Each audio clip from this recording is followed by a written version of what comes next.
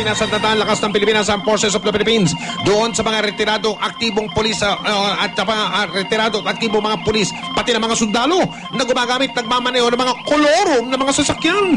Benji Liwanag, live, magandang umaga. Magandang umaga, Mike.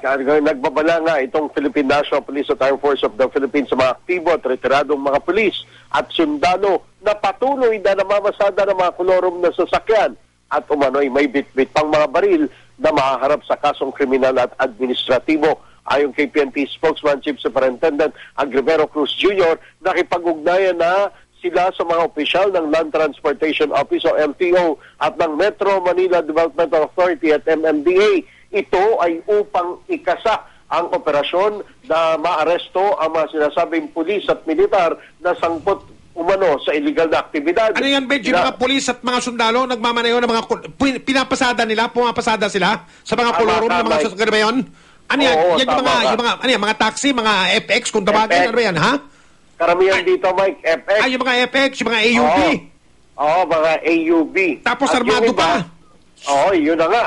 Talaga, at minsan, siga pa raw sa daan. Siga pa sa daan. Oo, ito talaga yung dito sa Pilipinas. Oo nga, hindi nga natin maintindihan eh. Paano yung kung iba kang motorista o kaya pedestrian ngayon, hindi mo alam kung yung nagmamaneho ng FX kung nagmamaneho ng FX o AUV, kung pulis pa yan o sundalo na armado.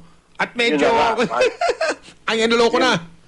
Talagang ito yung mahirap lalo na sa lansangan. Yung mga sibilyan, kung hindi naman barilan dala, yung iba, yung mga sibilyan, ang dala naman tubo. O kaya yung tinatawag na boga. Ay, kadaloko na tayo. Nagkainitan ng ulo dyan, Mike. Nako, maloloko tayo.